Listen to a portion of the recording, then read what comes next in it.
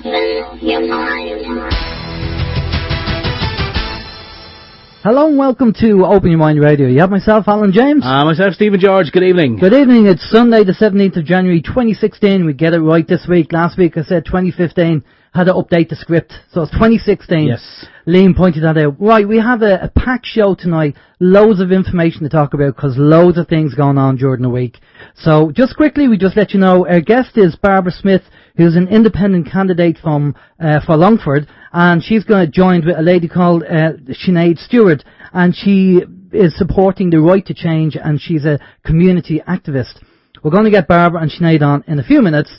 We'll find out what the communications channels are now, and then we'll have a chat later about the bits and pieces during the week. Steve. Okay, communication channels this evening, folks. The communication channels are email info@oymireland.com, by phone 046 927 1212, and you can also contact us direct through the OYM chat room.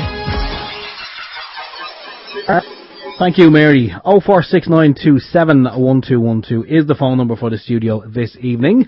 If you're going to call in from outside the Republic of Ireland, that number is 046... Sorry, no, it's not. It's 00353 469271212.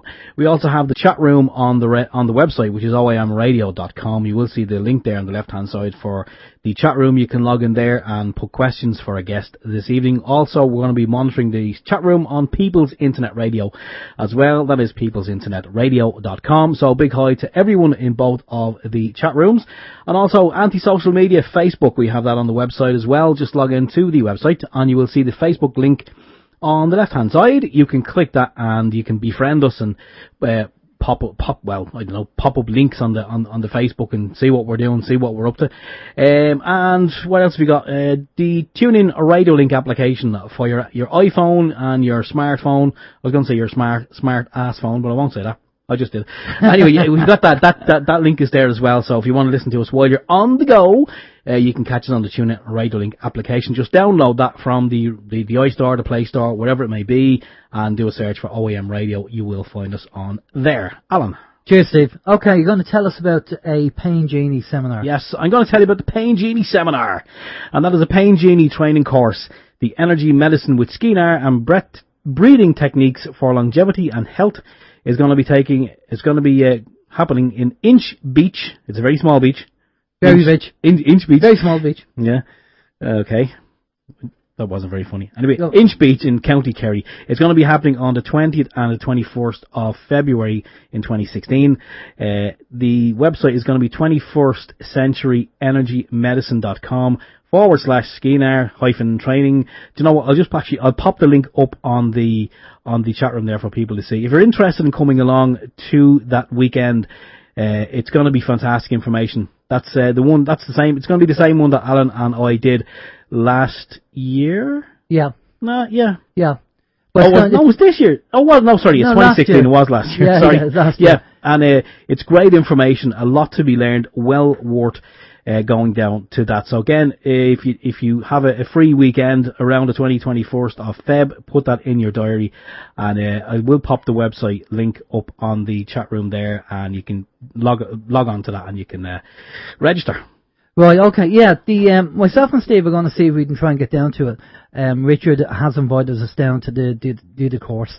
The actual level 1 has been updated with new information, so if we can get down, obviously we're going to do our best to try and get down to the course and do that. It'll be a great weekend. I'm sure there's going to be great people like the last time that we're going to meet and chat to there, so don't miss that. Right, okay, the other thing, last week, unfortunately after the show, I think it was on the Monday, we found out about the death of David Bowie, who died of cancer, 69. Now, we know David Bowie was worth over 500 million. And I was just wondering, when you have people and stars like that who have so much money, did they go down the alternative route? Did they look at cannabis oil or alternative treatments for the likes of the cancer? Or did they have just all yes men around them telling them they have to have chemo and that's it? I don't know, but David Bowie, as a musician myself, was a big influence for me growing up when I was young. And so it's sorry to see that he's passed over, but we've had a number of deaths. Lemmy from AC/DC, Natalie Cole, David Bowie, Alan Rickman, and Grizzly Bear. No, Grizzly Adams. Grizzly Bear. Grizzly Adams. He died 74. Jesus. If you were a kid, there was a program in the 80s, and it was a Grizzly Adams, and that chap's died as well at the age of 74. So it seems there's a lot of people passing over in the last couple of weeks. Right, okay, Steve, you're going to tell us about Moore Street. Yes, I am going to tell you about Moore Street. I'm going to read this here for you. 1916 Society Retake Building, 56 Mary Street, is home to 15 to 20 small businesses, which was taken possession of by receivers and K-Tech Security. Oh, we remember those. We remember those K-Tech Security lads. Early this morning, that is the 12th of Jan 2016, putting these businesses and the people that work in them out of work, contrary to Bunrock Naharan, their right to earn a living. Due process was not followed, and the 1916 Societies, a combined effort by comrades from the Sean Houston 1916 Society, Dublin, Thomas Bean Kildare 1916 Society, and Tomas Allen Mead 1916 Society, and some independent activists took possession in the evening time on a temporary basis as an act of support for the business owners and their workers, and also an attempt at helping unit leaseholders retrieve their belongings and stock before they went missing. In a situation similar to the recent Cleary's lockout, the receivers and K-Tech have essentially shut down the 15 to 20 functioning and innocent businesses who've been paying their rent on time. This underhand and despicable lockout has also stopped the personal earnings of scores of people who now face their own mounting debt as a result. A side earner for these security companies is a form of legalised looting of the buildings they lock down. This is wide scale and tolerated within the industry and regulators who set the rules of repossession. The 1916 Societies are calling for minimum notice periods in such circumstances for those business owners and their employees who find themselves in this situation. We would also like to give a mention to the groups who headed down to Castlebar and protested outside the courthouse, and also the people who supported a local business in Athboy, where one of the supporters got attacked and hit on the head by one of the receivers. He had to go to hospital to get stitches. The Gardaí said it was a civil matter. Yes, it always is when it suits them. And that's just in relation to the local business in Athboy, which is not a million miles away from where we are. McElhinney's, it's a family-run business. It's been trading for donkey's years, and obviously they've fallen in hard times. I actually believe that there was supposed to be an upcoming court case in February, so nothing was supposed to happen until February, is my understanding, but the receivers went in there a couple of days ago, and yeah, one of the lads who was actually protesting against this, he did get hit, and there was a picture of his head plastered over Facebook. Again, as it says here in the thing, it's a civil matter, of course, when it comes to the Gardaí. So we'll see what happens there. But I know actually Ben Gilroy went down, and he was actually at the protest, and he was instrumental in getting the receivers out and getting the business owners back in. So we'll see what happens there. Well, I know the chap who got hurt, and himself and his wife are very good supporters of anything like this when it comes to evictions, and they are part of the National Land League. And there's actually a video on Facebook where you see the receiver pushing him out the door and taking a swipe at him. So it's actually on video. So I don't know how the police can say that's a civil matter when actually there's violence involved, and the receivers actually had to go with him. He also, as Steve said, a big thank you to the people that went down to Castlebar.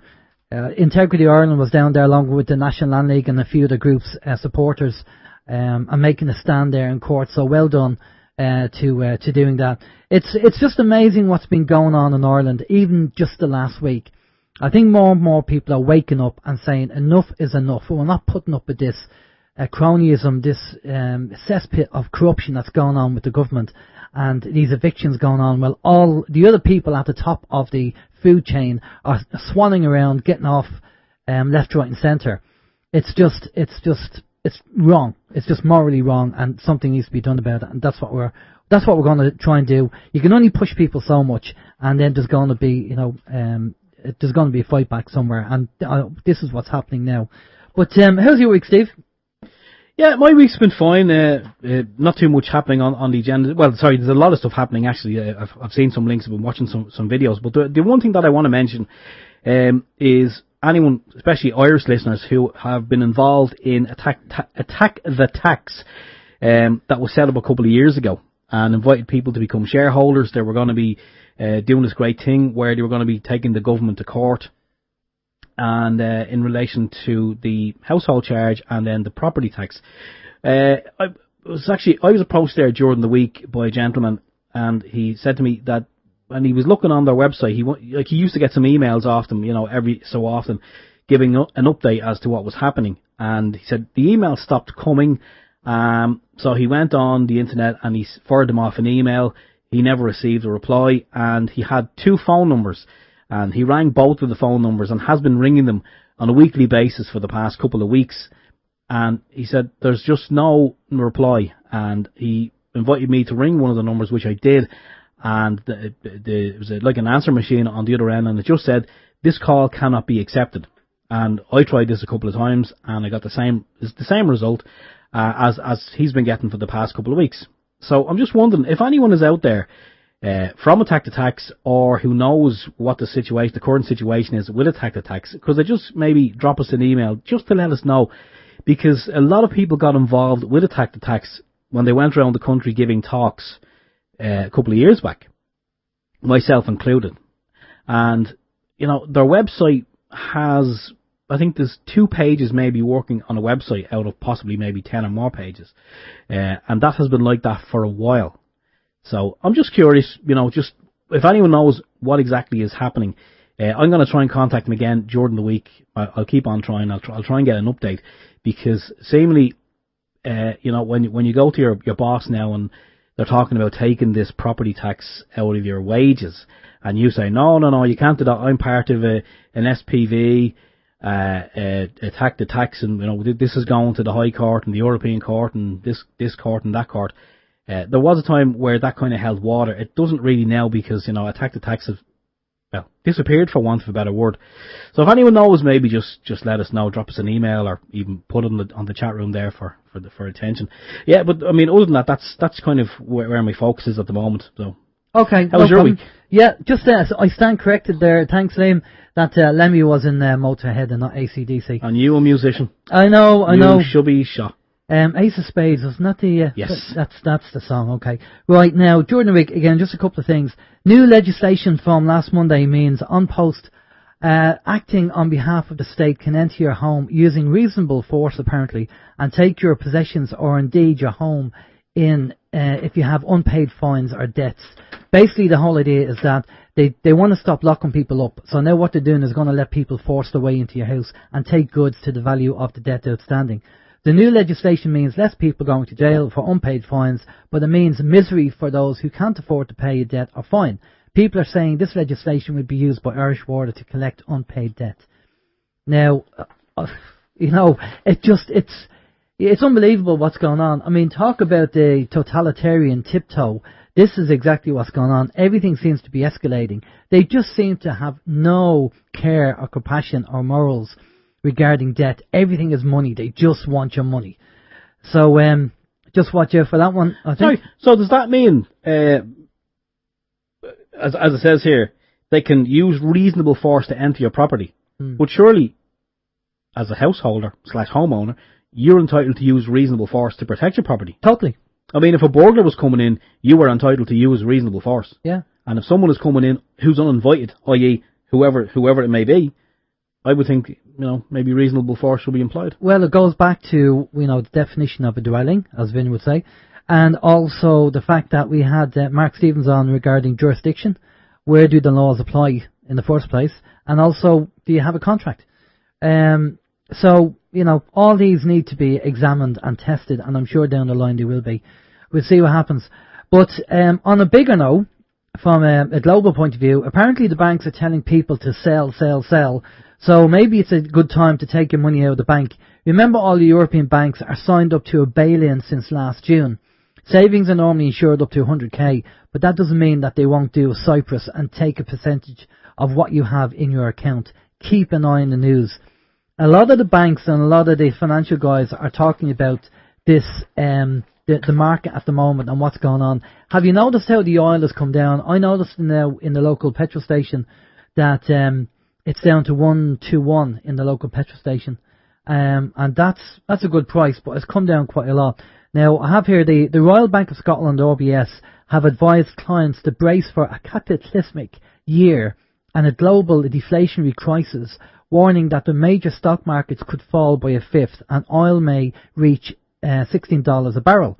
The bank's credit team said markets are flashing the same stress alerts as they did before the Lehman crisis in 2008. Sell everything except high quality bonds. This is what return of capital, not return on capital.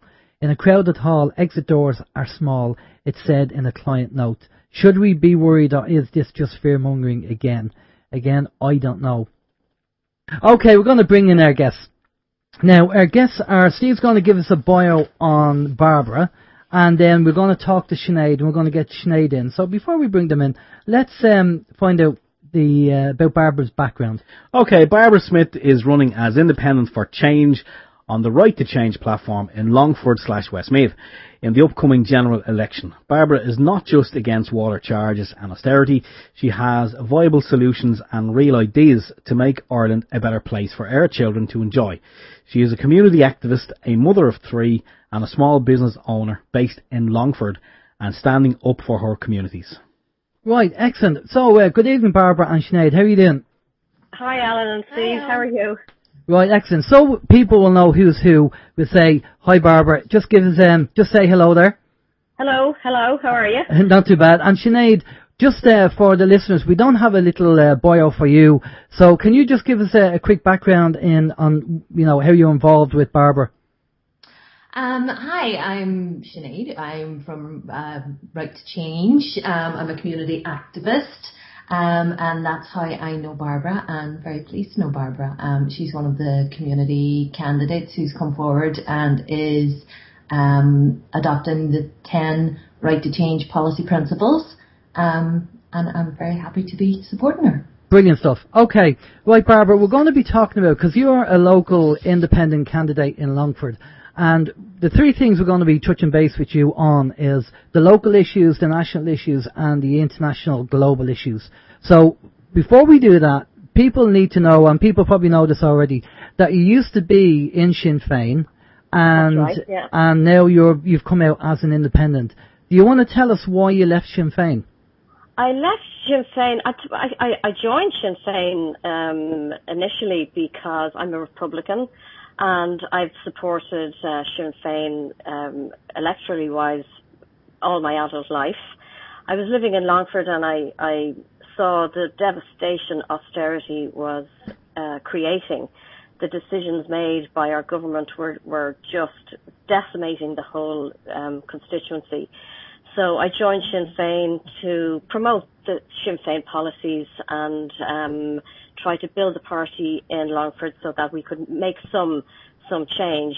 So I joined the party. It was very small. There was very small membership, and I was asked to run for the local elections, which I was very happy to do.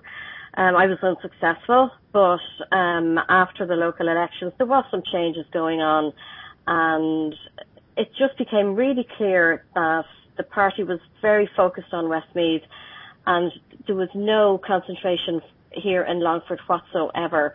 And I just felt I was up against a brick wall, and I felt I would be able to achieve more if I ran as an independent. So that's what I did. After frustration, I have to say, I left the party, and then I continued my activism, and then I made the decision to run as an independent in the general election. Okay. Do you feel that that's a common problem with people in the party? I mean, did Sinn Féin have a party whip system, and you had to go with, whatever they decided? Oh, well, there would be a whip system, but they do have their Ardèches every year, and everything goes to vote, and it's a democratic vote. So you had your chance to give your opinion forward, but it was democratic. So democracy ruled, really. Okay, because obviously we're familiar with the mainstream parties being party whip systems, and the junior TDs have to toe the rope. So whatever decisions made by the party whip system, that filters down, and they've no choice in the matter. I mean, they're great for fixing the odd pothole in the road, or the way some people say, "Oh, sure, that man, he's great. He fixed my fence and he fixed my wall." But because they're part of a mainstream party, and there's a party whip system in place, we know that that's the control. So our kind of our own opinion on the whole process is that we have democratic dictatorship rather than a democracy. Absolutely, I would agree with that. And now I know it's harder as an independent because you've more kind of, if you're in a party, then there's a lot more that you can do. But I do think that seeing independent people like the likes of Claire Daly and Mick Wallace and Paul Murphy, and even though they're independent, they can definitely expose things in the Dáil. Absolutely, completely. They have a free voice. They're able to stand up for what they absolutely believe in. We have a situation here in Longford where we have two government TDs, Fine Gael TDs, and they sit in the back benches and you never hear from them. You never hear them bringing up the issues that we need our politicians to bring up. So it's very ineffective. Yeah, well, again, it's the party whip system. They've to toe the rope. I mean, we know we've mentioned before about George Lee. He was in. Was it Fine Gael, Steve? I couldn't remember. One of the parties. Anyway, yeah. George Lee goes in, and 9 months later, whatever, he leaves because he found out obviously that was institutionalised, and he was trying to bring in bills, and they were just not having it. And this is the problem with our political system. There's too few people at the top have control. And this is why the system has to change. Now, myself and Steve are a big believer in the direct democracy process, which is in our first constitution, where people will have a referendum and vote on things. Because if we had that during the bank bailout, people would have said, well, no, we're not going to bail out the banks. But we didn't have that. We weren't given that. Well, it was taken out of our, constitution. That's right, yes. And that's where the 1 year initiative would really come into play, because if if there was mass protest, like, for example, the water charges, you get the opportunity to call a referendum once you have the support there. And unfortunately, it was taken out of the Constitution, and the 1 year initiative would be a brilliant thing for people. Yeah, I think so. Now, I know we're going to be talking to Sinead shortly regarding the right to change and the water process and all that kind of stuff. But let's talk locally first, obviously, because people will tell by your accent that you're a Dublin person, so you're not a native of Longford. But I know you've been there a while. Tell us what's happening in Longford and what issues you're facing and what you're trying to do about it. Right. Well, what's happening in Longford for the last 8 years is just it's chaos. We have twice the national average unemployment rate. We have the highest rate for mortgages in arrears. We have had huge emigration of our young people. We've twice the national average unemployment, but amongst young people, it's even higher again. And we have a situation where we're looking for inward investment, foreign direct investment, and the IDA and Enterprise Ireland do great things across the country. Now, unfortunately, they've done nothing for us here in Longford. We have not had one sponsored IDA visit in the last 5 years, and that lies firmly at the feet of our Fine Gael and Labour representatives. But I wrote to the IDA a couple of months ago, and I invited them down, and I'd show them around. We've plenty of available industrial sites, because we've a serious lacking in jobs, and they wrote back to me and they said that thank you for your interest, but all our investment sites have been targeted up until 2020. So not alone have we had no investment in jobs for the last 5 years, we're going to have none for the next 5 years. Now, that's just wrong. It's neglect by our politicians, and that needs to change. Somebody needs to get up there and say, needs to be on the shoulder of the jobs minister and just be hounding him and putting Longford's case forward. Nobody has been doing that, and it's very wrong. And our government are failing the people here in Longford. It's disgraceful.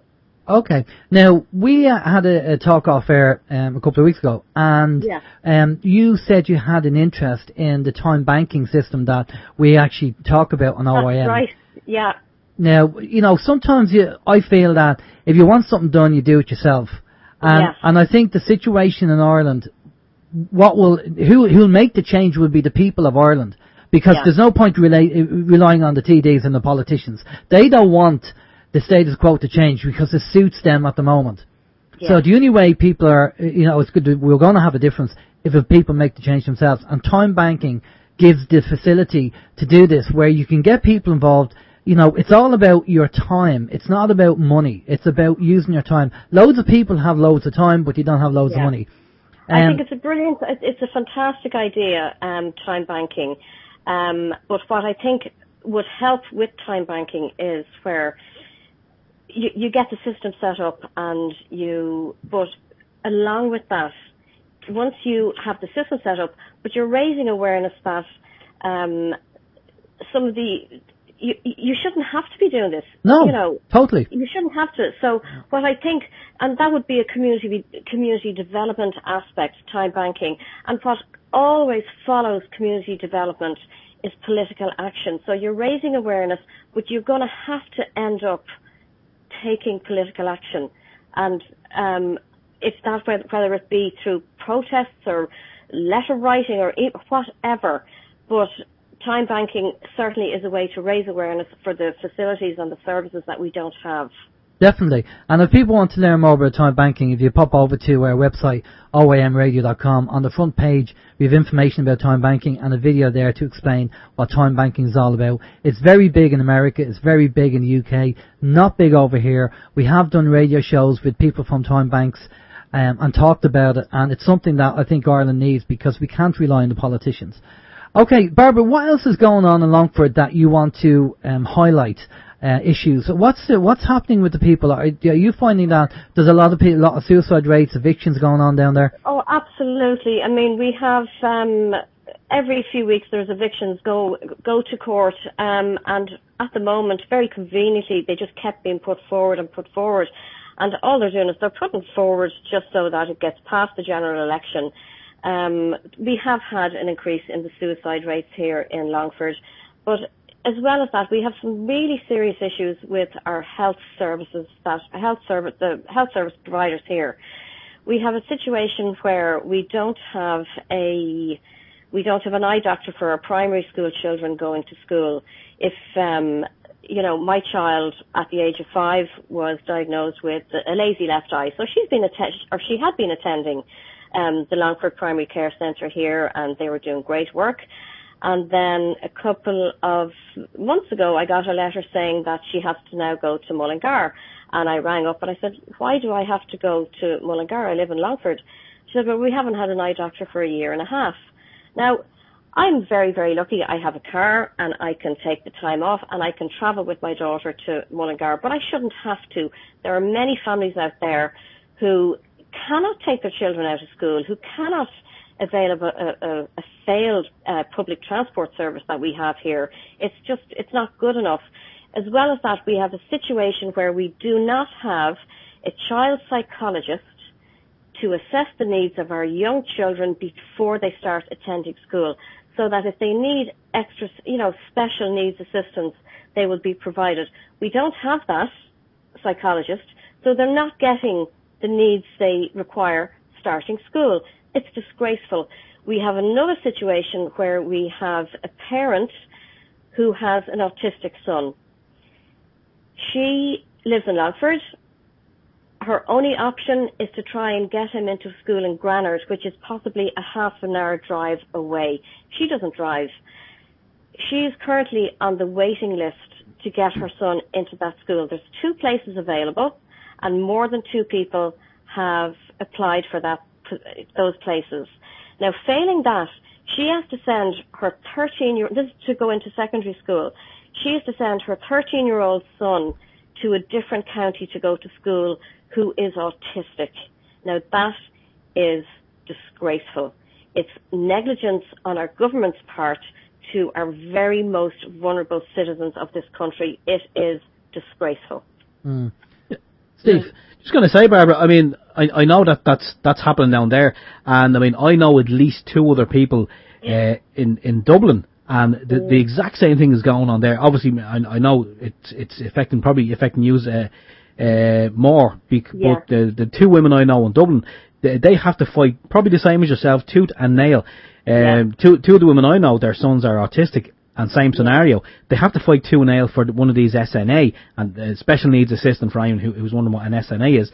But they have to fight tooth and nail, and you know. That's it. Everything is a battle, and apart from that parent with the son attending secondary school, there are other parents here who have their children in St. Christopher's School, and their St. Christopher's are getting rid of an SNA, and the children can't afford it. It's wrong. Totally, of course, yeah, totally. And all the money they're putting into Irish Water, which we're going to be talking about shortly, and it's just the amount of money that's being wasted by the government. But you see, it's not their money. That's why they don't care. And because they have this level of arrogance, they feel that the state should, because they're in that position, which happens in the corporate world as well. They feel that they are entitled to these perks that they're getting. They're out of touch with reality completely. Yeah, not realising that they actually work for us. We don't work for them. Yeah, okay, well listen, we're going to go from the local to the national. We can go back to the local, but we want to go to national. And I want to bring in Sinead in here now, because Sinead is a community activist and supports the right to change. And I really want to find out a bit more about this. Sinead, can you tell us a bit more about that? Okay, Right to Change, it's basically an evolution from the Right to Water campaign, the most successful, I would say, campaign, the largest protest in any of our lifetimes. And what it is, during the Right to Water campaign, Maynooth University undertook a bit of research, and they approached the people who were protesting and found out that they weren't just protesting about the water. So out of that, they basically looked at all the different areas that people were interested in and anything that they were protesting about, which culminated in a conference which happened on May the 1st. At which point then there was a 6-week, and we all discussed, there were great speakers there from Spain, from Germany, from, the different, I think there was a lady there from Germany who was with the Berlin Water people, who they were basically just talking about their fight in their country, which echoed exactly what's happening in this country. So after that, there was a 6-week consultation process, and submissions came in from all over the country, something which has never been done before in the history of the state. And then there was a second conference, and that was 6 weeks later, and that solidified into 10 key policy areas. All of this is available, by the way, on righttochange.ie for anybody who wants to have a look at it. But basically it's the right to water, right to education, right to healthcare, debt justice, right to jobs and decent work, democratic reform, and a few other ones there. And that's basically what it's developed into. We're hoping that it's going to be a huge influence to change society for the better. I hope so. I mean, I know that I went to the big march, and Steve, you were on that as well, on the day. Remember the very big march? And a lot of people, as you say, would have said, this is not just about water, this is about our rights, this is about taking back the country that, and taking back and sorting things out, getting rid of the government that's in, because, one of the things I was going to post up on Facebook there, during the week, and I'm still kind of tweaking it, is the whole idea that you know, people support the mainstream parties like a football team. And, you know, unfortunately, the mainstream parties are destroying the country. And every time the whole election comes around again, they make all the promises. They even have Pat Rabbit on video saying, oh, sure, that's what you say before the election. You know, I mean, they're so arrogant and blasé about their attitude. And, you know, it's all wrong and it needs to change. And I'd like to think, well, all the groups and everything that's going on now, everybody's waking up and seeing the corruption, seeing what's going on, and hopefully they will change. Now, I know you're going to have the die-hard people. You know, I always kind of say there's two people involved in the mainstream parties. The people that knock on your door who have no understanding of politics whatsoever, and they're just naive and think that actually that party's going to make a difference, or they know exactly what's going on and they want a piece of the pie. You know, now, there is a kind of third group, but the third group are the people like Claire Daly who actually are brilliant and doing a fantastic job and support the people. And if these politicians actually did that, if they supported the people, the interest of the people supporting them would be, you know, tenfold. But they just don't get it because they just see part of the part of the cake that they're getting, and they don't see the bigger picture. And I wouldn't like to have a reputation in, you know, like somebody who's, you know, has been in politics and they leave politics and their family and their reputation goes after them, where their kids and their grandkids, and they go, oh yeah, that politician like Enda Kenny, yeah, he was the worst, you know, Taoiseach ever in the country and he destroyed the country. I mean, what a kind of history to have, to leave your family and leave your kids. Great legacy to have there, to be Enda Kenny. Yeah, that would be an absolutely fantastic legacy to have, all right. We can definitely equate him with the 1916. Yes, definitely. People, can't we? Yeah, definitely. Well, okay, the water issue, there's a number of issues that we have to talk about. And one of them is obviously the water and Irish water and what's going on there. And again, Sinead, we couldn't touch base off air, and just to clarify for people, some people still believe that people, you know, were saying, you know, oh no, you have to pay for water, not realising that we actually do. And believe it or not, I have a family member who said to me the other day, I said it to her twice, and twice she come back with the same thing, oh, but you have to pay for water. Now, do you want to tell us why this protest is going on? Well, first of all, I'd absolutely agree. We do have to pay for water. Of course we have to pay for water, and we are paying for our water. We're paying for it at least once, maybe 3 times, maybe 5 times, all depends on what information you're looking at. So yeah, I would be in full agreement that we do have to pay for our water. And we are paying for our water. The protest in what this is about is basically what right to water. The key message is that water is a human right.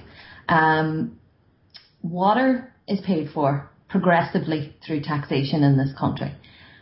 Other nations are looking to us as an example. All you have to do is look at the likes of what's happening in Detroit, what's happening in Flint, where people are having their water turned off as a result of privatisation. We don't want the same thing happening in this country, and that is exactly what they're trying to do by bringing in Irish water. And privatisation is what's coming down the road. And that's basically it. We have, there's a National Day of Protest being called now for the 23rd of January, which is on Saturday. And I think there's about 30 locations where there's going to be protests all over the country. If you just check the website, right2water.ie, or go on the Facebook page, you will see all the different locations where there's going to be local protests. And we're hoping that it's going to be another massive day of protest. Your fingers crossed. Now, I'm just going to go off to Barbara. Barbara, I'd like your take on the Irish water situation, and also the fact that we all know that the water is poisoned. There's a neurotoxin in there, which is fluoride. And I believe over in Flint, they also found that there's poisons in their water. Now, 98% of Europe is not fluoridated, but we still are. Has anybody approached you or talked to you about the fluoride in the water and the fact that that should be taken out? Absolutely. I've had a few people talking about it. We've even, we have a few councillors who are totally against it. They're Fine Gael councillors, and they continue to put the fluoride in the water. They won't speak up. It's medication. It's mass medication. It's wrong, and it's medication without our consent. And there's a lot of people here in Longford who completely disagree with it. Yeah. Well, totally. Most people, if not all people who listen to our show and other radio shows, we all are aware of this fluoride and when it was put in. Steve, you know the history a bit more than I do, when it went in and what the background is on it. Well, yeah, look, I think everyone knows it went in the 60s under false pretenses because they'd already they were already putting it in the water in America for years before that. And, generally what happens in America and other countries, we generally do it here as well. So it was done here in the 60s, again, under the guise of, it's in there for your teeth to eradicate tooth decay, because allegedly some people in the poorer parts of the country wouldn't have access to toothpaste and such things, to clean your teeth. So therefore they put it in and said this is going to be a one size fits all. But then again, there was no real studies ever done on the long-term effects of being exposed to this poison. Plus, it can't be monitored as well. Again, if you have a headache, you can take 2 paracetamol. It says on the box, take no more than 2 paracetamol every 4 hours, no more than 8 in 24-hour period. But if you're drinking 1 glass of water a day or 20 glasses of water a day, therefore you're ingesting a hell of a lot more of this poison than the person next to you. And plus, there was a Micheál Martin, one of the Irish politicians, many moons ago. I think this could have been as early as 2007. He actually is on record as saying that baby bottles should not be made with tap water because of the fluoride in it. And he, again, one of his promises was he was going to tackle this issue. But again, you have to ask yourself, as we always say, who runs the government? Because obviously maybe when he was in power, he said he was going to tackle this issue, and then he didn't, and nothing has happened about it since. And can I add to that, because John Gormley, who was in the Green Party in 2009, I believe, was on RTE saying how dangerous fluoride is in the water and it should be taken out, on RTE saying it. And as soon as the Greens went in, I think they went in coalition with another party, they got into power, John Gormley shut up and didn't say anything. So this is what you're dealing with. You have all these promises, da-di-da-di-da, and as soon as they get into power, that's it. They keep stum, they keep quiet, and they don't say anything. Now, the other thing that's massively affecting a lot of people, and we have people, I was speaking to a lady during the week, again, got to do a hyper-electric sensitivity. Now, it's a recognised condition in Sweden, but over here in Ireland, it's not recognised, and there's people here in Ireland suffering from it really bad. They're hypersensitive to wireless technology and power grids and mobile phone masts and electricity. Now, I know, Barbara and Sinead, that you guys are very busy and you probably hadn't had a lot of time to look into this and know about this, but I'm just wondering, have you heard anything about the dangers of Wi-Fi in schools and Wi-Fi in general and wireless technology, as you're walking around speaking to people? Barbara, I'll put that to you. Personally, no. It's not mentioned. It's not talked about. And I know, certainly if they're in schools and there's an issue about it, it's not being told to our young children in schools. So that's all I can say about it. Okay, because we know that in a lot of schools in France, the actual Wi-Fi is being taken out. And then we know there's a school in Dublin that it's being taken out. The head teacher is actually taken out as well. And we've had multiple guests on, experts on, talking about the dangers of this technology. And unfortunately, again, ignorance wins all the time. Sinead, have you come across anything yourself? Personally, no, I haven't heard much about it. I think I might have read something about it somewhere on social media, but it's not something I've really had the time to look into. But it's certainly, from the short chat we had off air and from hearing about it now, it's something that I'm definitely going to be looking into. As much information as we can about dangers to health, get it out there. Well, I think it's important because you have to remember, Sinead, as well, that the water meters that they're putting out there are wireless technology, and that frequency they're using is dangerous.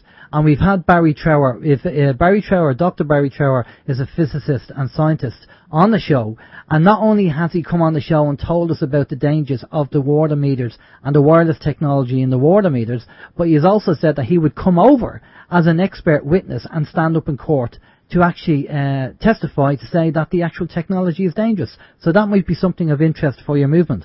Absolutely, that's somebody we need to be talking to. You can give me his details and I'll be in touch with him. No problem at all, we can sort that out. Now, just going back to the local and national issues, with all the evictions that are going on, I mean, I'm involved with the National Land League, and I go down to Trim Court when I can, and we speak to these people who are up in front of the registrar thinking they're going to lose the house, and we try and help them out as much as we can. Barbara, what's your solution regarding the banking system and the evictions going on? I'm sure you're seeing it obviously down there, you mentioned it earlier. It's disgraceful. You see families who bought their houses when they had jobs, when they could afford to pay their mortgages, and now through no fault of their own, they're struggling with their mortgage. They're being brought to court. They're suffering stress, depression. It leads to illness. It's disgraceful. I think the banks have a responsibility. Their responsibility should not end as soon as they, sign their mortgage check. They have a responsibility that when their customers do encounter problems repaying the mortgage, they have to come up with a solution that's workable for both sides. It doesn't help anybody to evict anyone out of their house. It's disgraceful. It's annoying that the banks will not negotiate with people to suit both sides. Yeah. You see, a lot of people, the problem is with the banking system is that people don't understand how the fractional reserve banking system works. And, yeah. And this is it. And they say, well, surely paying the bank some money is better than nothing. Well, see, it didn't cost the bank anything in the first place. So That's it. They're getting an asset straight away. And of course, they don't care because they're saying, well, let the taxpayer sort them out when they get evicted. We just want the property. And what people need to do is start researching how the banking system works, because when you understand how money works and fractional reserve banking works, then you'll understand why the banks are doing what they're doing. And never think a bank has morals. They don't. They're a business. They're all about the bottom line and the profit, and that's it. So banks don't have morals. Sinead, absolutely, yeah. Sinead, you're up in Donegal. What are you seeing up there? There's been quite a few eviction cases coming before the courts up here, and I haven't been to the courts myself personally, but I know friends who have gone in support of people, and the devastation it's causing to families is just awful. People are worried, are stressed. It's causing family problems. It's causing, not to mention the suicides over the head of it. It's just, it's awful. Yeah, it's worth seeing it. It's just unbelievable when you go to the actual court's website and seeing how many people are being evicted. And the problem is that the majority of people don't turn up because they either think that they're not going to win or have any chance, or they're told by the solicitor for the bank, you don't have to turn up because it's only going to get adjourned. But what they don't realise is the second time they go to court, the second time that case comes up, they should actually have an affidavit prepared. But because they don't know the system, they walk in and they don't have an affidavit, and there's a good chance a repossession will take place. Plus, the registrar is also the sheriff, so the registrar gets a percentage of the repossession of the house. I mean, what other business, or what other, I don't know where else you'd get that, where there's an interest for the registrar to repossess a house because she knows she's going to get money. Isn't it disgraceful, though, that we have a society where our government voted to speed up the eviction process? Totally, and I think all the politicians who actually voted for that act or statute should be exposed. They should be ashamed of themselves, is what they should be. Yeah, they've no morals at all. Again, it seems to be the I'm OK Jack. and I'm going to take care of myself and sod everybody else. Yeah. And we need to get away from that, or need to get people away from that. Steve? Yeah, but then again, I mean, as we said earlier about the party whip system, all these politicians, okay, this time of year now, they're all going to be promising the sun, moon and stars because there's an election around the corner. We all know that. But even the honest politician down the road who promises, see, this is my kind of bone of contention, is that guy knocks on your door, you tell him what an issue, a local issue, or maybe even a national issue, and he promises to address that issue, and he goes in and he brings it up at a meeting or whatever. Let's say they have a round table discussion. He brings up the subject, and it goes to a vote, and let's say 90% of the people, or whatever, 51% of the people decide, no, we're not gonna really do anything with that. And that's it, end of story. I mean, he then has to send you back a Dear John letter. Sorry, unfortunately, that's just the way it works. I know, but like, when you see an austerity budget coming through, and just take for example, they got rid of the mobility allowance for the disabled people. What person in their right mind with any sense of consciousness could agree to that? But they did. So that whip system is just, it's wrong. Well, I'll tell you what it is, Barbara, and this is just my take on it, and I can only refer to the corporate world for an example, right? But you have an up-and-coming TD or TD who wants to be involved, he wants to be in the big league, right? And he's seen his peers agreeing to things like this. He's going to agree to it because he wants to be in the in crowd. He wants to be there. He wants a career in politics, and he wants to climb the ladder. So he'll sign anything he's told to sign to be a good boy. And in the corporate world, it's the same thing. Do you know what? Actually, if I can just add to that real quick, let's say a guy in the corporate world who I know who shall remain anonymous at this moment in time. I think Alan knows who I'm talking about. I put this to him about the likes of the property tax and the water charge and this. I was putting it to him, and he could see my case, he could sympathise with me. But he said to me, "Do you know what? If this was a schoolyard situation," he said, and I had to pick whether I wanted to be over there with the popular kids who were the ones trying to instigate the water tax, property charge, and all this, or be on the side of the people who are protesting. He says, although I agree with you and I can sympathise with you, I'm gonna stand with the big boys. And I says, but why? And he said, because the big boys, they know the rules of the game, they know how to play the game, and they'll get you, or they'll get it out of you one way or the other. So I'd rather be on the winning team. I know, that's exactly what was said to me. That's the problem. It's a game. Yeah. They're dealing with real people who have real problems, and that's the problem here. They are treating it as their little game. It's their game to keep the rich rich, and it's their game to make sure that the poor are not empowered enough so that they stand up and force the government to actually care about them. Yeah, totally. And even down to our own heritage in Ireland, where there's part of it that's hidden and not spoken about. I mean, for example, the 21st of January, which is in a few days' time, is Ireland's Independence Day. Barbara, did you know that? The 21st. 21st, yeah. Right, yeah. No, I didn't know that. Yeah, 21st of January. See, everybody can go and quote the 4th of July as the American Independence Day.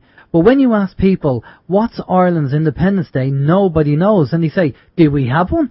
Yes, it's the 21st of January. I know Republic Day is the 24th of April, isn't it? I don't know about that. I just know about the independence. Yeah. Right. But that's good. That's educated. But the 21st of January is Ireland's Independence Day, which is in a few days' time. And normally what happens is there's a turning of the sovereign seal in the Mansion House by Billy Maguire. Yeah. Myself and Steve were there a few years ago. We weren't actually in the Mansion House because it only allows a few people. But I think last year, Steve, did they stop Billy going in? That's right. Yeah, they wouldn't let Billy Maguire. They wouldn't let him in. Yeah. They used to let him in, and obviously we all assume that they have to let him in. But last year, he was just turned away. Yeah. And did they give any reason or anything? I don't remember if they gave reason. I think it was health and safety or some excuse. Yeah, it was some BS reason anyway. It's some lame excuse they give. See, people are beginning to wake up and realise what's going on, and realise that this is all about corporations and companies like the Gardaí for a registered company on Dun and Bradstreet, and all the Department of Transport, Department of Agriculture, all these, they're all registered businesses. And this is why we have said before, you know, crime doesn't pay. Well, it doesn't pay money. So, and we've said it on the show, a friend of mine, a female who's a friend of mine, lives down in Navan, was actually sexually attacked. And when she went to the police station and gave the details of the guy who did it, the police told her basically to go away. And they weren't going to investigate sexual assaults for, I think, it was another year.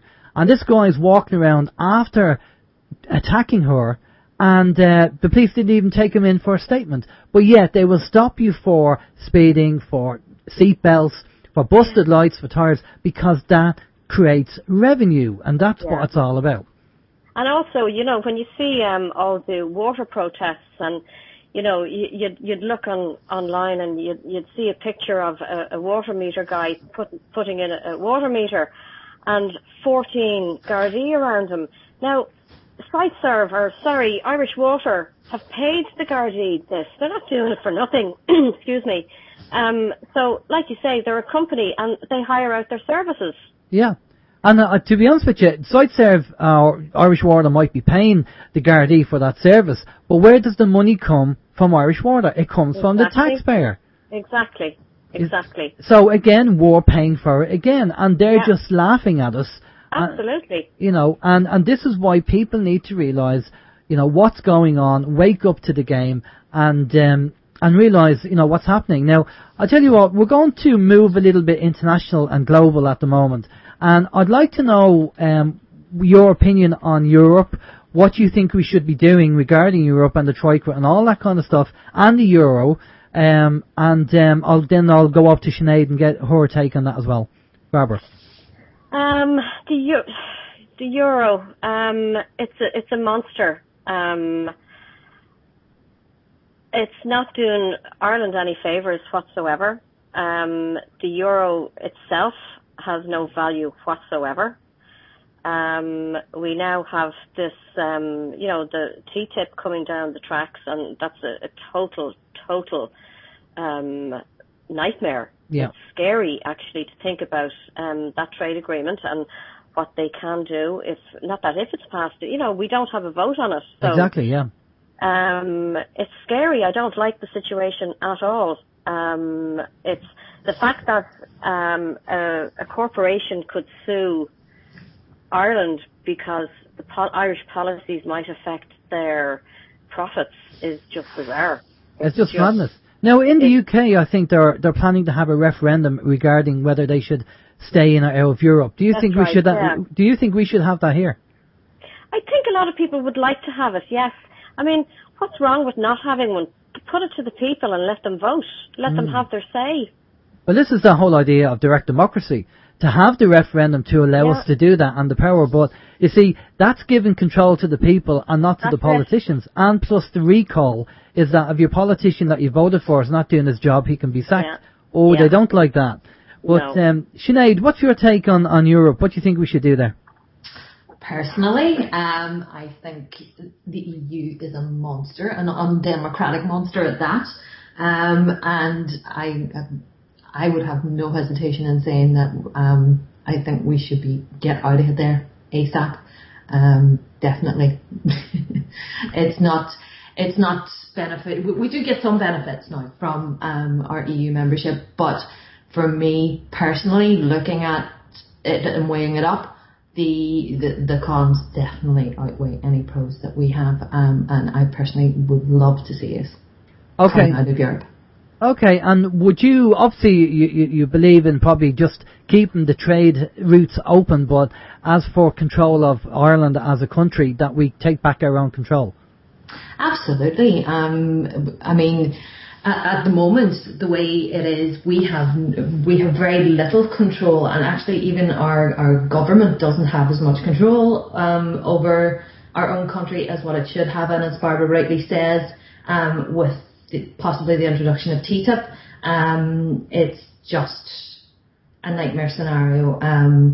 I would say you on your programme talk regularly about the neoliberal agenda and neoliberalism, and that is just the final nail in the coffin of democracy to me. When you look at it from that point of view, I did a course, thankfully through Right to Water. I was sent on a course with Trademark Belfast, who are absolutely excellent. It was called Political Economy, and it really opened my eyes. It basically was a means to explain the economy and who it works for, and it's not us. It's definitely not us. And what about all their, I suppose, Barbara, just going back up to you, all their resources being sold off? They were given away. They weren't sold off. Given away, yeah. You know, we have Shell to Sea. Take that, for example. That was given away. They have said that it has, they said that they will pay tax as soon as they've recouped their costs. If they say it has about a 20-year lifespan, I can guarantee you that they will not recoup their costs until the end of those 20 years. So they will get away without paying proper taxes as well. It's a joke. Yeah, no, it's definitely unbelievable. We have billions of resources in Ireland that have been sold off. And again, it's corporate companies, privatisation, it's the whole lot. Even in the UK, I don't know whether people seen the photo. They had a photo of a lady in a police uniform with Lincolnshire Police, and just above the wording Lincolnshire Police was G4S. Ah, stop. Are you serious? I'm serious, which is a private security firm. That's right. And I believe one of the exposing TV programmes like Channel 4 have I'm trying to think of the Channel 4 programme that exposes things, but they had this guy talking about him. They were in charge of a children's prison, and he was abusing the children. He would treat them a certain way physically, and hit them and slap them and everything else. And he was saying how he does it, and this guy pretends to be his understudy, but he was a reporter with a hidden camera. Yeah. And this guy was reveling in the fact that he was being violent with the kids, and just enjoying it. And this was a G4. G4S. It's just, but see, this is the whole thing. See, the government want to privatise everything, because that means they don't have the responsibility of running everything. They will just outsource, like a corporate company. They will outsource a contract of, say, IT support, and they'll give it to the best contract, maybe the cheapest, I don't know, and then they will just manage that contract. But everything be outsourced. So all the public sector workers now will probably be all laid off if they're going to get private companies, or moved into the private sector, into a private company. And that's what's going to happen. And because private companies are focused on the bottom line, then the quality of the service is going to get even worse, because they just want the bottom line, and there'll be cuts everywhere.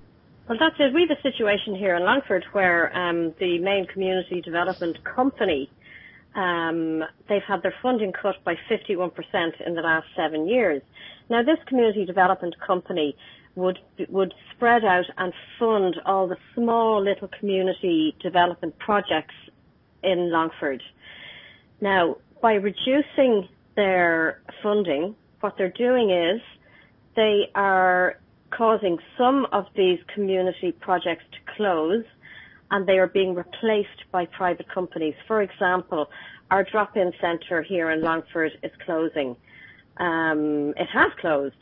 They're taking appointments 1 day a week, and now instead of that, sorry, I'm getting tongue-tied here. That's okay. They've closed due to the lack of funding. The drop-in centre has closed, which was available there for people with depression, with substance issues, with loneliness, isolation. So they can't go there now, but they're asking them to pay a private company to avail of the services. So again, it's more privatisation. Yeah, well, see, that's what they want, because they can wash their hands of it. That's it, exactly, yeah. And Irish Water is the same thing. They want to privatise it. They want to own it because water's becoming the new gold. So Yeah. that's the part. Well, water is it's more expensive than oil now, I believe. Yeah, of course. Well, bottled water, I mean. Yeah. No, well, the price of oil is coming down because of competition, I believe, from Russia and other countries. But no, the thing is, all these problems that we mentioned can be fixed and can be resolved if we get the right people in. It might take a bit of time, but they can be resolved.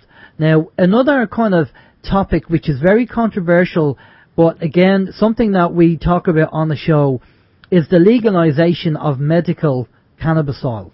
Now, I'm not talking about the legalization of cannabis per se, for people to smoke it on the street. I'm not really concerned about that. But we do know time and time again there's been so much success with using medical cannabis oil to cure cancer. And in the States, there's so many states now in America who have legalized it because they know it's not a gateway drug. It all started off with a big family called DuPont who was in competition with the hemp growers, and they paid money to their government shills to make it illegal, and they gave it a name of marijuana, Mexican name, to make it sound really bad. That's all it was. It's business. It was never a gateway drug. It's a plant, for God's sake. Now, people will say that, it's causing psychosis in young people. Well, actually, there was research done with this with a group of doctors, and they found out that the street cannabis and street resin that's out there was doctored with different chemicals, which was causing the problem. But the pure, proper cannabis hemp, which has higher CBD, the industrial hemp, which is used for cannabinoids to fix your cancer and to fix your system, to balance your system, doesn't contain the psychotic chemicals that they were talking about. So I don't know whether you've come across that on your travels. I have. Now, I've read a few things, and one very interesting thing I read a couple of weeks ago was that they tried it on autistic children. The marijuana oil, sorry, what was it? Cannabis oil, yeah. Cannabis oil, yeah.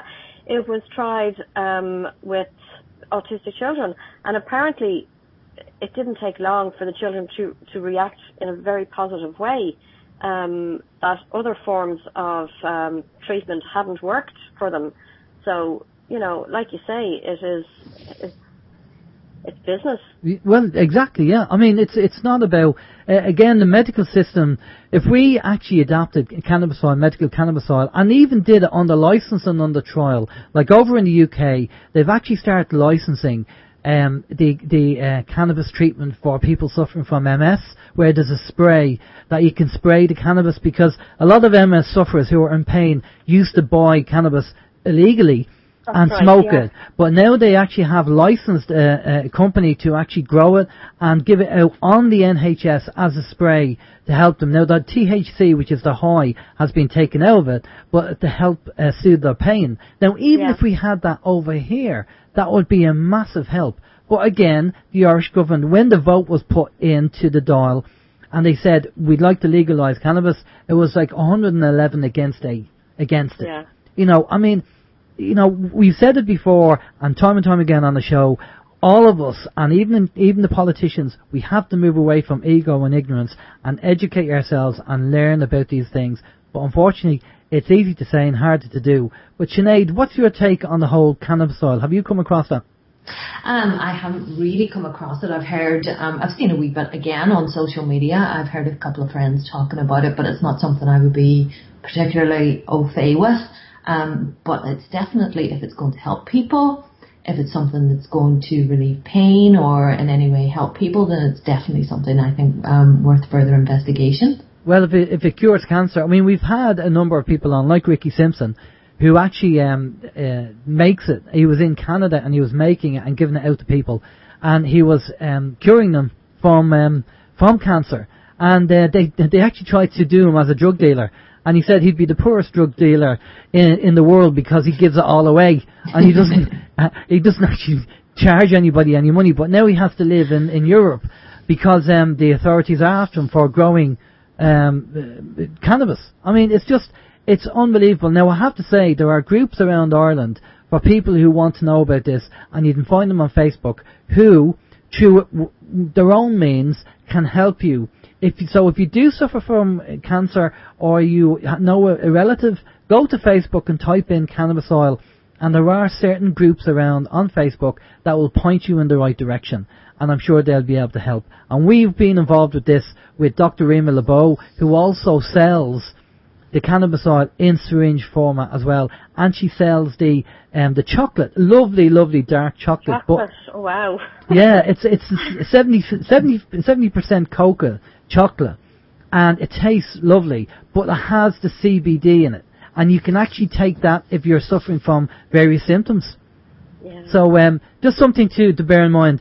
But we do you have any questions come in, Steve? Any questions coming in there? No, there's a lot of interest on the chat and what the ladies are speaking about. There's a lot. I just want to let you know, just in case you're wondering, there are a lot of positive comments coming in on the chat room. People are agreeing with what you're both saying, and I think they're definitely on your side in relation to what you've been saying on the various subject matters.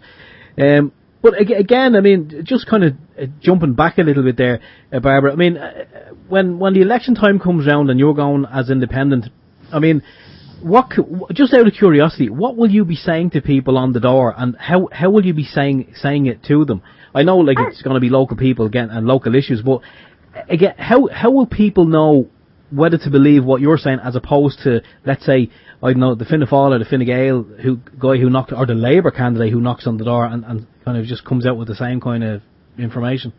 I tell you, I'm really involved in my community here in Longford. I'm involved in a number of groups, voluntary-wise. People know I'm genuine. They know that I want the best for this county. They know that I know that the government we have are not, they're not working for the people who really need to get out of the poverty trap, who need jobs, who need, you know, some form of happy life going forward. So I'm knocking on the door. I'm saying, I'm Barbara Smyth.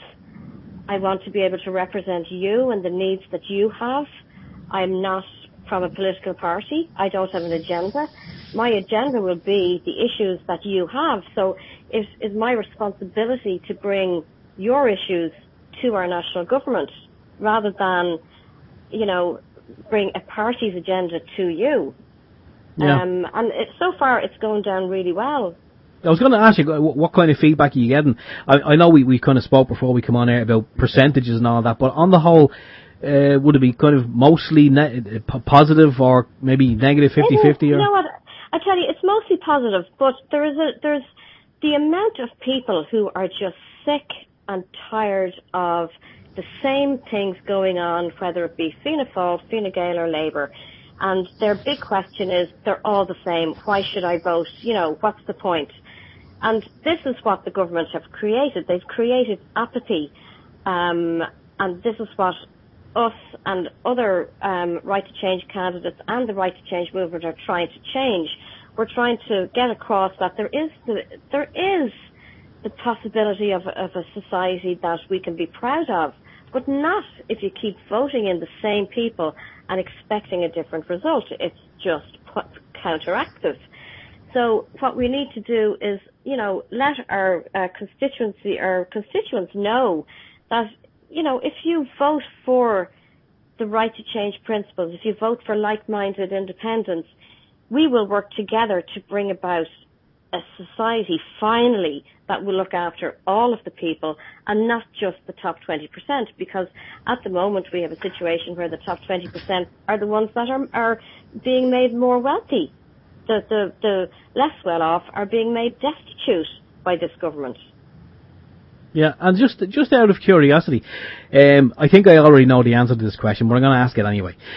We seen the last election that there was a lot of the I think there was the Fine Gael camp were were kind of out, and they were pretending they were independents, and when you looked at their election posters, it was saying independent, like Joe Blogg's independent, and then when you look very closely at the bottom right hand corner of his poll beside it, or yeah. So I've seen a few of them myself. Yeah. But that's it. You're independent 100%. That's it. I mean, absolutely. I'm me. I have no party I'm not affiliated to any party. It's my intention to go to Dáil Éireann and bring the issues of the people to the government, because at the end of the day, they have employed me. I haven't employed them. They've employed me to do a job which is to represent them and the needs that they feel need to be addressed. Yeah. Yeah, well, that's the way it should be. I mean, we we do need a government, but from an administration only point of view, and they have to work for us, and rather than us working for them, which is obviously their perception. I'll just go over to Sinead. Sinead, up in Donegal, your Right to Change campaign. How's that going? And are you knocking on doors, or are you just speaking to people in general? Well, I'm not running. I'm just a community activist. I'm not running like Barbara is. Barbara's going to do a fantastic job for Longford. I believe. Well, you're very welcome, Barbara. At the present, we have 4 Right to Change candidates up here. It would be Thomas Pringle, who is an independent, and 3 Sinn Féin candidates. So they're all very, very, very busy at the moment, knocking on doors and talking about the Right to Change principles. And obviously they're going to be canvassing the entire county, which is geographically quite big. So fair play to them. They have a massive amount to do. But as a community activist and as a part of the Right to Change campaign, what I'm focusing on doing is getting people involved, getting out there and talking to people about Right to Change and the principles involved. And how that's going to better our society in general. And as well as the next focus, I suppose, is getting out there and hoping that we're going to knock on doors and get leafleting and get postering for the protest now on the 23rd of January. That's the next landmark. So yes, that's basically what I'm going to be doing, but I won't be running myself. Okay, and do they have a manifesto? Do they have they must have some kind of plans as to, if they do get in, what they plan to do? Insofar as Sinn Féin? Well, no. Thomas Pringle, or? Well, the Right to Change, I mean, is that gone political? I mean, is that what you're saying, that they've gone political? They're going to set up a party and represent... No, Alan. No. It's a set of principles, and it is it's basically the left working together to achieve these principles. Sinead said. Sorry, go ahead. You go, Sinead. Sorry, go ahead, Barbara. No, there are a lot of parties involved, and a lot of independent TDs, and a lot of fantastic community candidates who have stepped forward, like Barbara, who are all going to be adopting the Right to Change policy principles. You've got Sinn Féin, People Before Profit, the Communist Party, and lots of independents and others, who are all going to be. It's not the Right to Change is not a political party. What it is like it's an umbrella group, basically.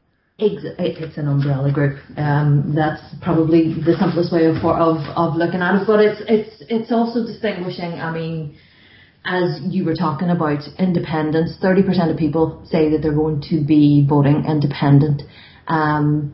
Well, what type of independent are you going to be voting for? Is it going to be, as I call them, a Findependent? Is the Fianna Fáil independent, the Fine Gael independent, and then we all know plenty of those? Yeah. Or are you going to be a progressive independent? The likes of Barbara, the likes of Claire Daly, Mick Wallace, Joan Collins, Thomas Pringle, Seamus Healy. All of those types of people are all involved with Right to Change and the Right to Change campaign. And it's basically what we're trying to do is to get the basis for and the numbers in to form a progressive government for the first time in Ireland. Okay, brilliant. Barbara, do you actually agree with the direct democracy process? Yes, I do. Yeah. Okay, because obviously that's very important. I think the right to change umbrella group, if that's something that they support as well, because giving people the right to referendum and to recall, to actually sack a TD that's not doing his job, I think that's very important, as we had it in our original constitution. So having direct democracy as a process, I think, would be number one, I think, on the list for a lot of people. Yeah, absolutely, and that's where, you know, the one-year initiative comes in as well. You know, you get the opportunity then to, if you disagree with something, and if it's disagreed with massively, you get to have a referendum about it. So it's a much better way, it's a much fairer way than being dictated to by a government party. Okay, no, I totally agree. Now, on a local, just going back to the local level again, obviously you have local TDs down there. I'm just out of curiosity, are they doing anything? I mean, are people... No, not a thing. It's dreadful. We've two Fine Gael TDs, we have one Labour TD, and we have a Fianna Fáil TD.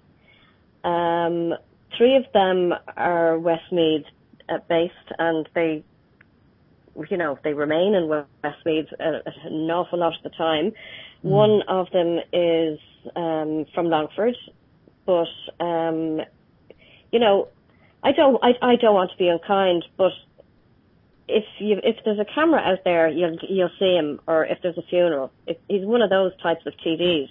Okay. He does nothing for the county, and that's incredibly unfortunate. And people are suffering dreadfully, and they're just going along with it. It's wrong. Also, for the second time, Vincent Brown's debate has had to be cancelled from this constituency because the two Fine Gael aren't turning up, the Labour aren't turning up, and at the time the Fianna Fáil couldn't attend. So for a second time, that's been cancelled now. So that just shows you their level of commitment to their constituencies. Yeah, their constituents. And how much they care. Now, absolutely. You've been obviously talking out on the street, and you've been talking to people. And have you met resistance from people who have this kind of mentality where, oh, it's like a football team, and my great grandfather voted Fianna Fáil, so? Yes, sure. Longford is it's a very conservative county. It has either been Fianna Fáil or Fine Gael for the last, since 1922. It's going to be a tough job for me to get where I want to get, but it can be done, and I've every intention of doing it, but it is a conservative county.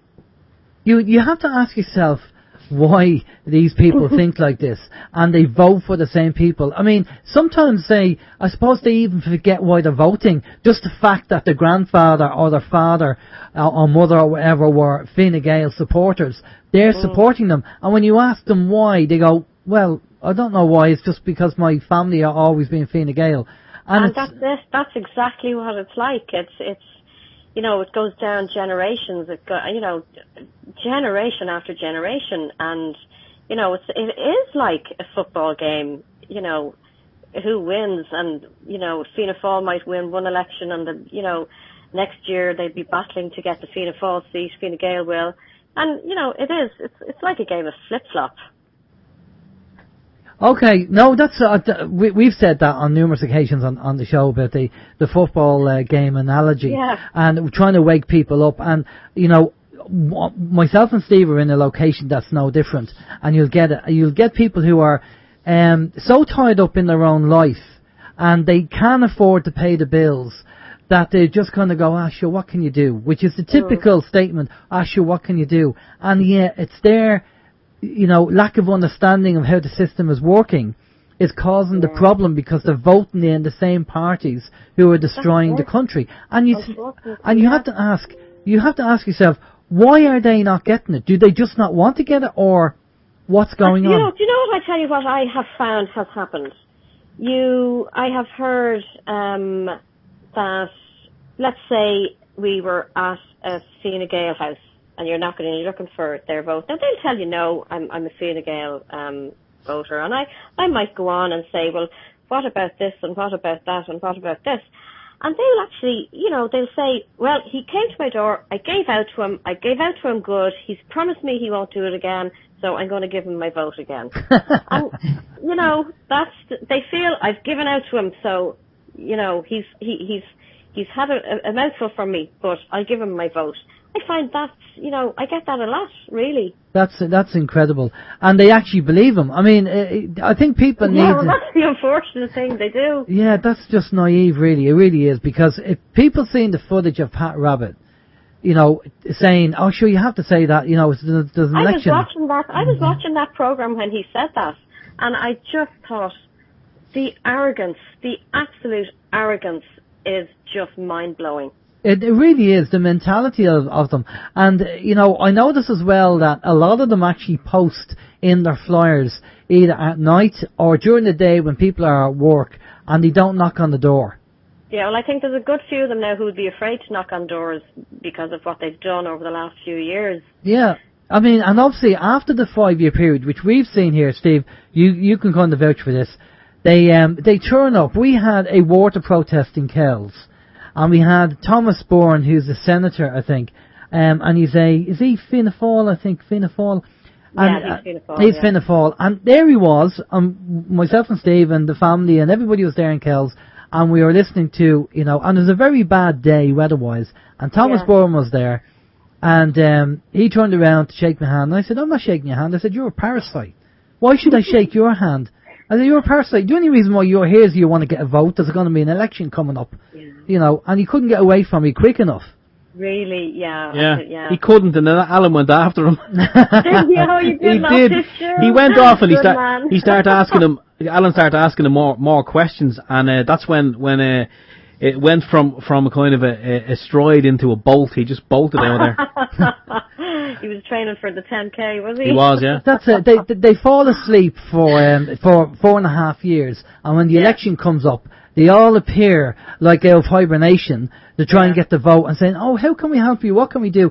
And we all know that they can do sod all because the party whip system is in place and they can't do anything. And the more people wake up and realise that they can't do anything because they're controlled by the party whip system at the top, nothing will change. And if anything, the people who think they're okay now won't be okay in the next few years because they're after your money and they want your money and they'll come up with more taxes to try and get your money off you.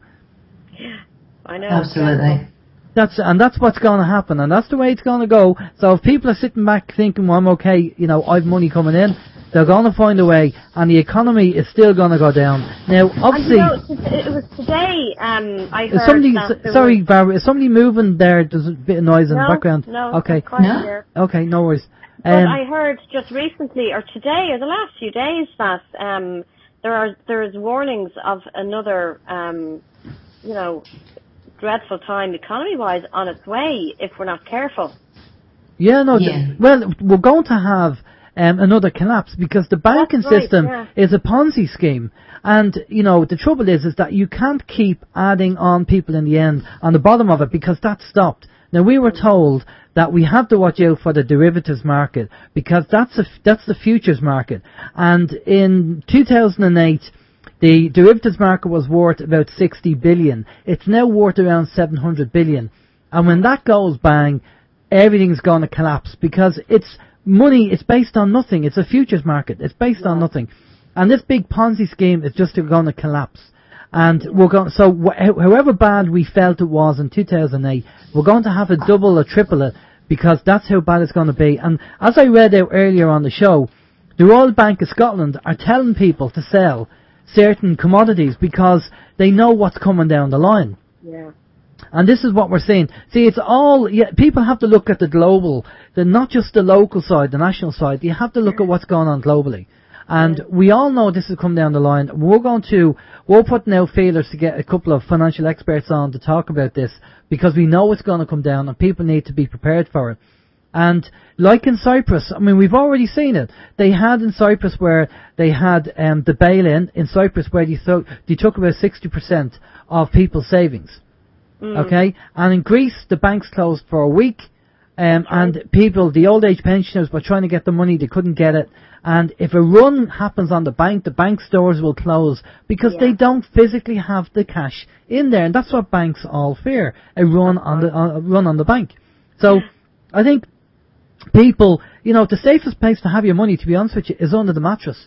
Because sometimes it is, yeah. Well, it is, because at the moment, if you read what the banks are doing, the banks now, if you put money in the bank, it's not your money anymore, it's the bank's money, and they can do what they want with it. And people don't realise that. Yeah. So, so money under the mattress is going to be the best way. But then again, the money itself doesn't have any value because the backing of the money was taken away in the early 1970s.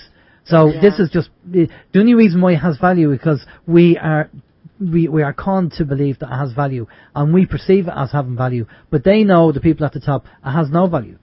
Yeah. And the problem is nowadays, Alan, is that people don't have the money to even put under the mattress anymore. So well, this is it. Whatever. I mean, I know the Gardaí, people have a certain attitude towards the Gardaí because of the Irish water situation. But the Gardaí are being screwed by the government as well, because we talked about the dangers of wireless technology earlier on. Well, the Gardaí are using a system called Tetra. And over in the UK, they've had this Tetra system in longer than the Irish guards have. And all the guys over there are coming down with cancers and tumours and everything else.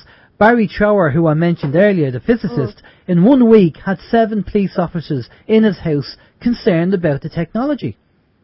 And so not only are the Gardaí being screwed by the government because they're using this Tetra technology, which also causes more violence, by the way, because the frequency it works on. And this is all being proven because the Americans had it and they got rid of Tetra. But also with the Tetra system, but if the guards think they're going to retire and get their pensions in a few years' time, they've another thing coming because the government are putting their fingers in the private pensions as well. That's right, yeah. So, Alan, you're giving me all this stuff now. I'm going to have to go and look up and learn all about. This is great for me. I'm writing all this down as we're going along. Yeah, well, see, this is the thing about alternative media. There's a number of radio stations that are around Ireland and globally, and we can talk about this stuff because we don't have any sponsors. We're not tied to any company. Or any sponsor who's funding us, telling us what to say and what not to say. And this is why alternative media is very important.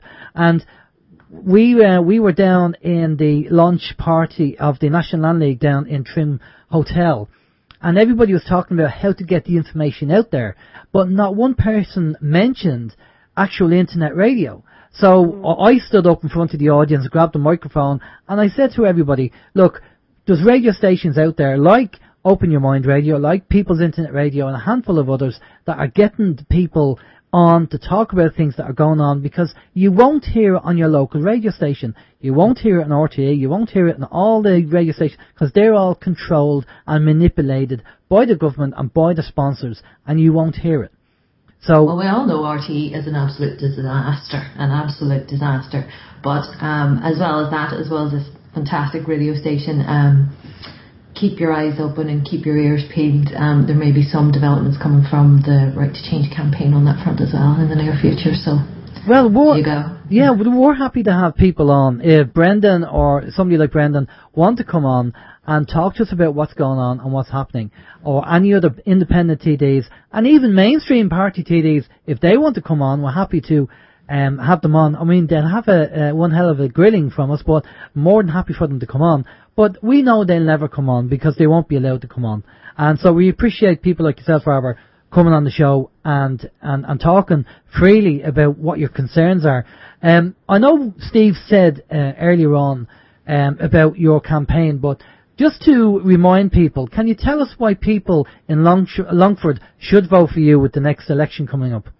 They should vote for me because I'm a genuine alternative. I'm passionate about creating a society that we will be proud of, and it is my intention that I will be working for the people of Longford, and I will bring their issues, and I will force decisions, and I will be a thorn in the sides of ministers, which is something we don't have at the moment. So I intend to be the voice that is needed for those people who need their voice to be heard. At the moment, we have a section of our society here who are just ignored and neglected, and that's wrong. So I'm a genuine alternative, and my intentions are to deliver a better deal for the Longford people. Okay, and it's just funny, we talked about RTE earlier and Vincent Brown, TV3. Did you get any requests to actually go and actually appear and have your say? Did they contact you in any way? Yes, they did, yeah. I was contacted and they asked for issues and they asked for, what's going on the ground. And I was talking with the producer, and then I just got, I got a phone call to say that it was cancelled the first time. And then the second time, I didn't get an email, I don't think. I think they just tweeted about it, that they couldn't get anyone to turn up. Wow, okay, that's terrible. It was absolute arrogance. I mean, the people hired our government. Imagine if you had a review with your boss and you refused to turn up. What does that look like? Yeah. It's the same situation here we have. We've the people who elected this government and they're refusing to appear before them. It's disgraceful. And I hope the people of Longford are listening to this show and tune in and realise that these arrogant TDs are not turning up and they've no respect. I mean, we've said on the show before, the mainstream party TDs don't care about you. They never have cared about the people, and they never will care. And the proof is in the pudding. It doesn't matter what comes out of their mouth.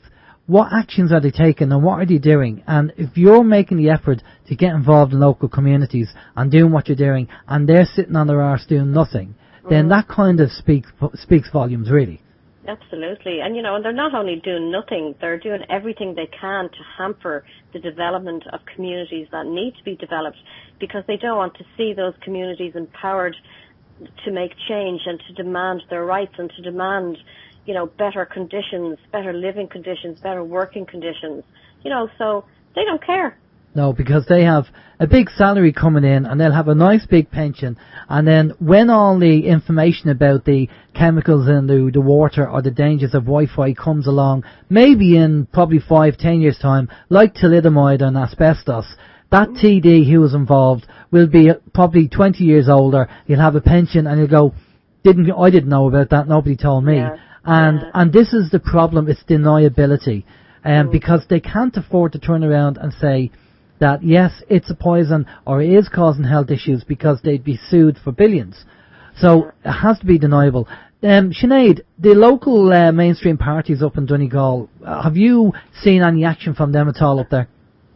Not much. They don't really come near me. No, when you're talking mainstream parties, you're talking Fianna Fáil and Fine Gael up here. I know there's been an announcement recently that Fine Gael are running a second candidate up here. But yeah, it's a bit quiet, I suppose. They've been a bit quiet on it.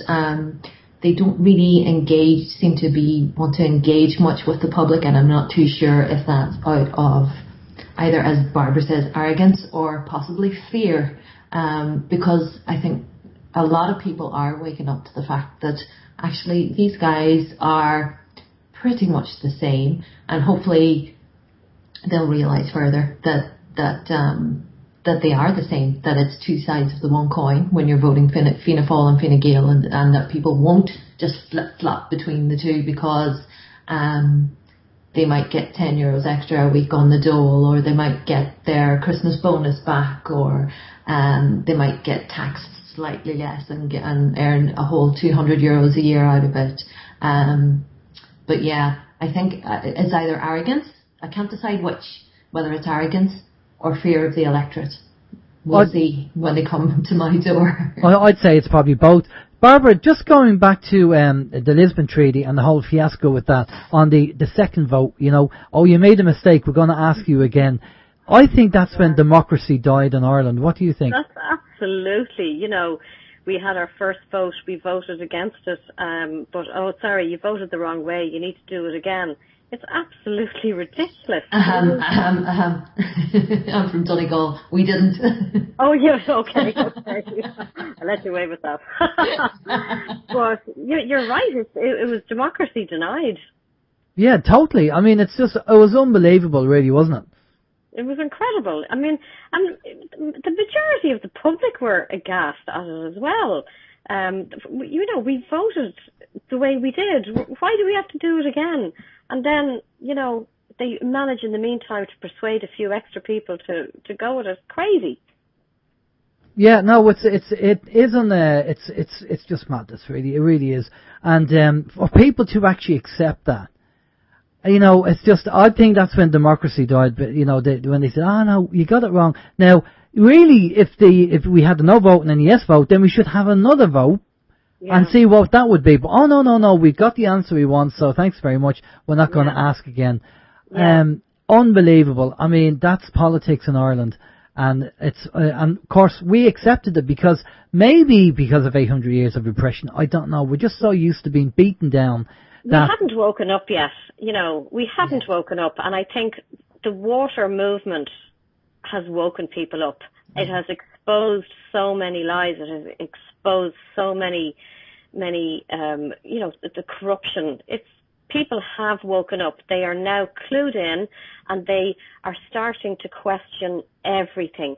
They're questioning everything they're being told by mainstream media. They're not accepting what they're being told anymore, and I think that's a wonderful thing. That's brilliant, and that's the whole idea. Again, Sinead, we were talking earlier about the whole Aristotle thing, about the mark of an educated mind is to entertain things without accepting them. Yes. And that's the whole idea. You need to challenge what you're being told and not believe the propaganda that RTE are trying out, because RTE is a half state-owned company. The rest is private. So they're controlled by the government anyway. So of course they're going to toe the rope for the government, or else they won't get the funding. Absolutely. RTE, to me, are a national disgrace. And the fact that there is money coming from TV licences to fund them, to me, personally, I'm just talking for myself, I think it's an absolute disgrace that they're able to call themselves a public broadcaster. There is no alternative view, basically. I know from talking to various people throughout the movement that there's no alternative view being put forward. It's the one message. It's the same message. That's all. They promote this. There is no alternative. To use someone else's phrase, but yeah, that RTE are an absolute disgrace. And the more people actually switch off the TV and start doing the research, and I think a lot of people are doing that. I mean, they're seeing RTE for what they are. And even the radio stations, on what they're doing, they're seeing between the lines, which is great to see people waking up to it. Steve? Yeah, I just want to say in relation to RTE, I know personally that over the past couple of years they have been losing a hell of a lot of revenue from the TV licence fee, because a lot of people have copped on, and they may not even be awake to stuff that we would know collectively here, but people have stopped paying and are refusing to pay. Some people are actually ending up in court, but on the whole, those who know the game are staying away from the courts, and they're not paying the licence fee. And I think that's probably a contributing factor in what the government have been trying to do over the past couple of years with this broadcasting charge. Because obviously, if you don't pay the licence fee, they're losing money. If you know how to play the game, they won't get that money. But if they bring in this broadcasting charge, as they're going to call it, it will affect everybody on the island. So therefore, it's kind of akin to everybody being, having to pay road tax. And you say, hang on a second, but I don't have a car. And they go, well, that's not our problem. The road is there for you to use. So I think this broadcasting charge, even if you say, I don't have a TV, they'll say, that's not our problem. It's there for you if and when you do decide to get one. So I think they may be running scared on that side, because, as I say, a lot of people are not paying the €160. So I think RTE they're at a bit of a shortfall. I know, but also with that broadcasting tax, what they are actually doing now, our government are taxing our children, because our children use devices, our children use the internet, our children, use YouTube to watch, information. They listen to alternative radio. So they're taxing our children. Exactly. See, again, it goes back to money. it's all about the money. And when it comes to crime, they're shutting down all the rural police stations. When you ring up now and you have a crime and you ring the police, how long does it take them to get to your house? Yeah. But yeah, when it involves money and revenue, of course, the Gardaí will tell you that, we don't have a target. They do have a target. And if they stop getting their targets, then their sergeant comes down heavy on them. We've heard this from police, from Gardaí, and we've whistleblowers like John Wilson telling us what's going on and the pressure they feel. And there's some Gardaí who don't have the money either. They're going through evictions. They're sleeping in police stations because they can't afford the petrol to go home. They might have 20 quid for the week to last them. We know they're going through similar systems with us. And all the Gardaí have to do is to turn around. They have their own committee there. They have the GRA, but the GRA, which is the Gardaí Representative Association, are a waste of time because they actually don't support the members. They should do, but they don't. They know about all the information about the dangers of the Tetra radio system, and they're just ignoring it. So we know the GRA are useless. So it's up to the Gardaí to stand up for themselves, get themselves organised, and say, we're not taking this no more, and it has to stop, But, right, well listen, we've reached that time. It's been a great interview. Love the information. And Steve, do you want to tell the ladies about our virtual pub crawl? They've been invited on it apparently. Yes. We have. Oh, lovely. Yeah, we have this thing. It's an ongoing thing for the past couple of years. It started on the chat room, and it's the virtual pub crawl. And depending on how good or bad a guest is, generally people say, "Oh, we're not having this person on the pub crawl," or they are invited. But there's a cordial an invitation there from Chris, and Chris says, "Please invite the ladies to our pub crawl." He said, "I'll make sure Agent behaves." Agent is actually one of the listeners who has a bit of a reputation as a ladies' man. Oh, thanks, Chris. Fabulous. Thank you. Thanks very much. Happily attend. Yeah, so you're on the list. You've made it. Okay. Lovely. Very good. Well, okay, we're going to get your contact details from both of you now, so people know where to find you and how to contact you. And also, just a reminder as well, I know Barbara said you were interested in time banking, and I said to you, if you want me to come down and talk to a group of people down there, myself and Steve, we're more than happy to do that, because if we can get it off the ground and get started, we're more happy to do that, so that'd be brilliant. No, absolutely. We'll talk afterwards and we'll arrange something, because it is a worthwhile initiative. Yeah, no, I think it's time banking. People should look into it. If you haven't heard about it, go to OYMradio.com. On the front page, we have information about time banking, and there's a video there. And it really, it's not only about giving your time to people. You can charge, it's about charging your time, not money, for services. So you might fix somebody's, cut somebody's grass, and they might come and paint your house or paint the wall or something like that. Paint your wagon. It's all about your energy. And people have said that their self-esteem and their confidence has improved because now they feel wanted. The feeling that they're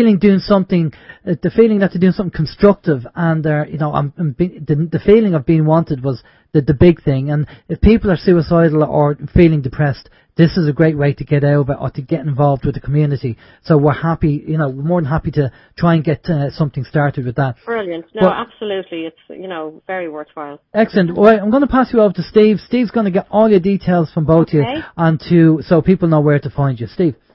Yeah, it's been good information. I say, a lot of interest on the chat room there in relation to what you were both speaking of. And, if people want to find out more information, I think we have one link here for Sinead anyway. That is right2change.ie. That is the number 2, right2change.ie. We'll go to Sinead first. Is there any more links that you want to throw out there? Yeah, you can find us on Facebook. You can find us on Twitter. But yeah, if you want to email us, it's www. No, that's our website address. So if you want to email us, it's right2change.ireland@gmail.com.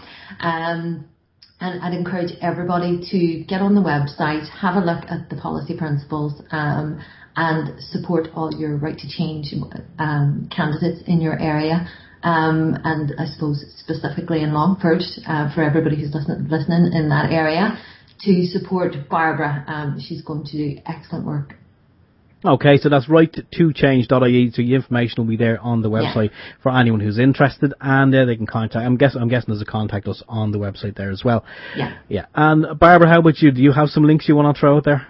Yeah, I have barbarasmith.ie. It'll give you all my information. There's links to my Twitter page, my LinkedIn, and my Facebook page.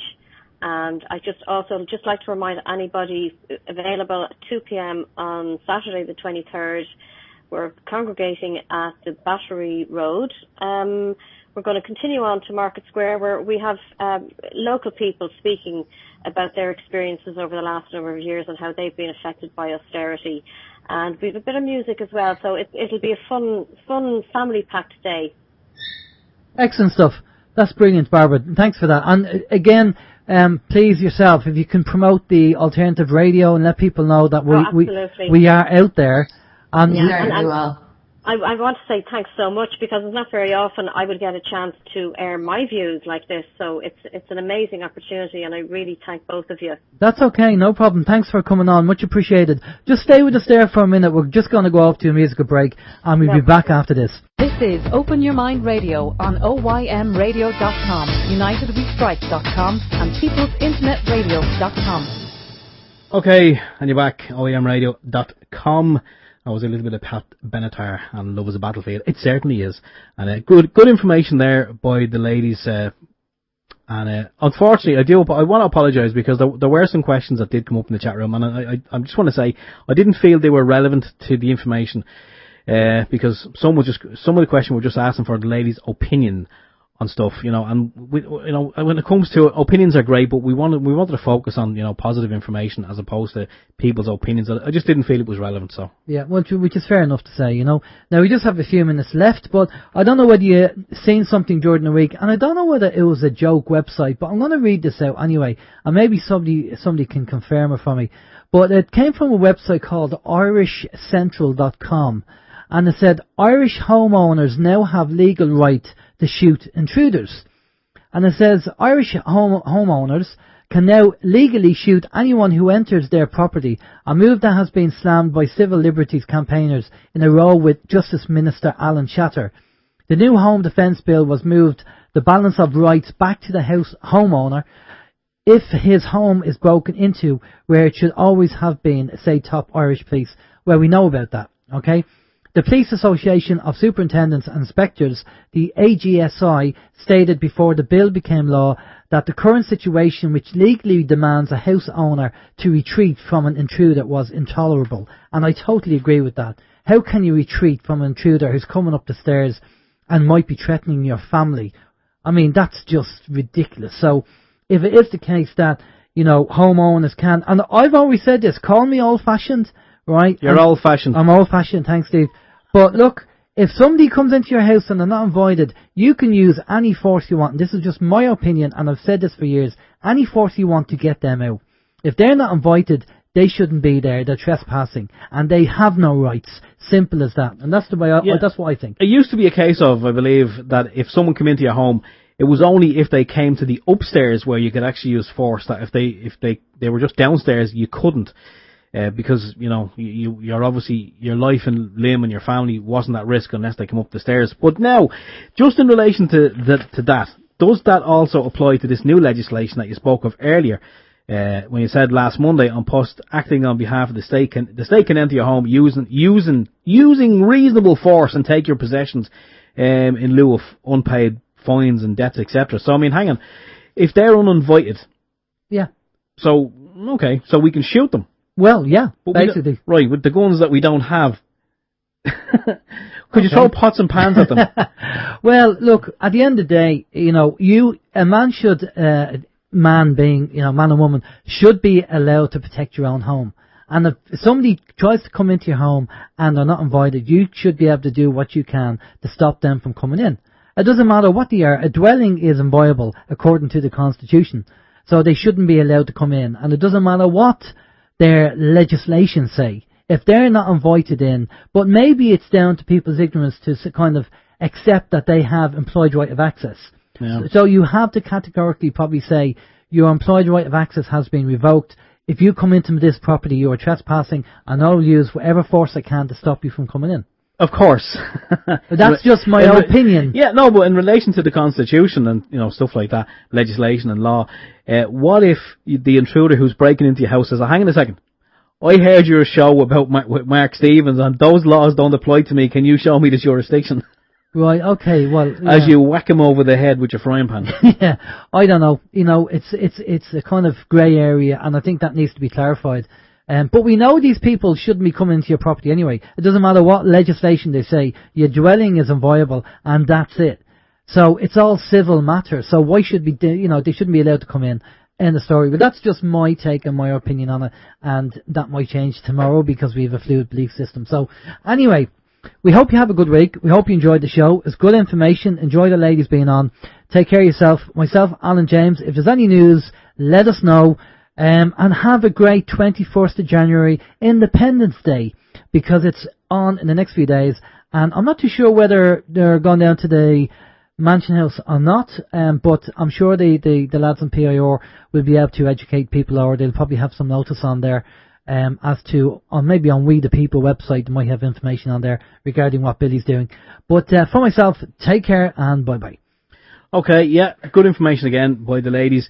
Just I want to backtrack a little bit. Something I said at the top of the show in relation to Attack the Tax. Again, if anyone has more information in relation to Attack the Tax, where they are now, what the state of play is, if you could just drop us an email, info@oymradio.com, it will be much appreciated, because a couple of people asking questions, as I mentioned. So I just want to get to the bottom of that one. I will try again. I'll try and contact them again myself during the week, but if anyone has more information, that'd be fantastic. Yeah, great show. Who's on next week? Next week we have Stephanie Ralph. We're going to be all talking about kinesiology. God bless you. No, yeah, thank you. And it's all about, knowing the things that are good for you, whether it's food or clothes or whatever, and being able to sense whether they're good or bad for you, for your health. So that's going to be very interesting. Yep, so looking forward to that one. Anyway, from myself, Stephen George, we'll do it all again in 7 days. If you're on the PIR stream, stay tuned for Vin. If you're on our stream, we'll catch you next week. So bye-bye to everyone in the chat rooms. Thanks for being here, part of the OYM-ism. Right, go on, we'll catch you next week. Bye-bye.